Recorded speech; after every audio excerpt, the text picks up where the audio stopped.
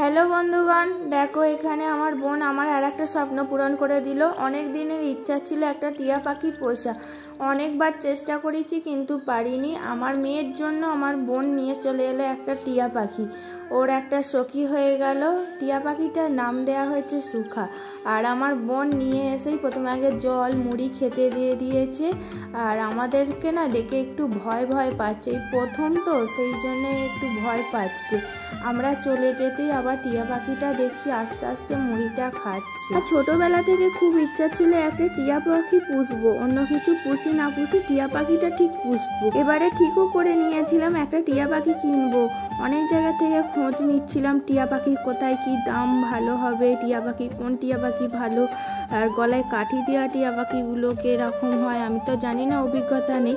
আর আমি ভেবেছিলাম টিয়া পাখি একটা যখন কিনবো কথা বলা টিয়া পাখি কিনবো, কিন্তু এই টিয়া পাখি কথা বলতে পারে না, এটা ধরা পাখি তো সেই জন্য কথা বলতে পারে না। আমি আবার জানতাম যে টিয়া পাখি গলায় দাগ আছে সেই টিয়া পাখি নাকি মেয়ে টিয়া পাখি।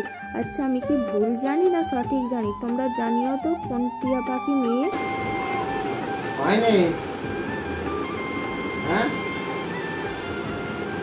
বলো পালিশ হচ্ছে,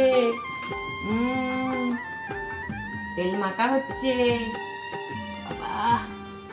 গায়ে শক্তি জোগাতে হবে, ভালো করে তেল মালিশ করো। আমায় ঠ্যাঙাবে তারপর কোথায় দেবো। আর হাতগুলোই বেশি খসখসে করছিল।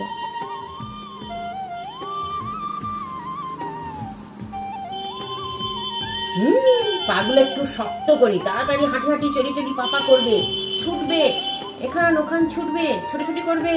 আমাদের বড় বারান্দা আছে, এদিক ওদিক ছুটবে নুপুর করে। হিমালয়া হিমালয়া তেল বলবে না, কি তেল মেখেছ?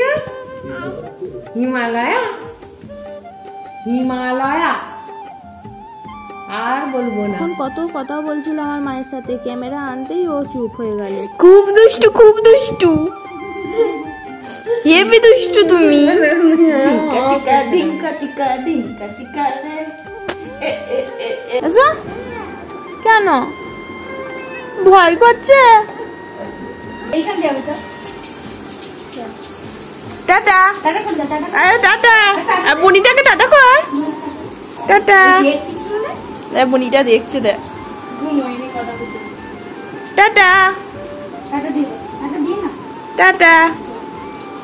আমার বান্ধবী অঙ্কিতা আমার মেয়েকে দেখতে এসেছিলো আর ওর মেয়েকে নিয়ে এসেছিলো। ও বেশিক্ষণ থাকতে চায়নি, কেন জানি না, অচেনা জায়গা বলে মনে হয়।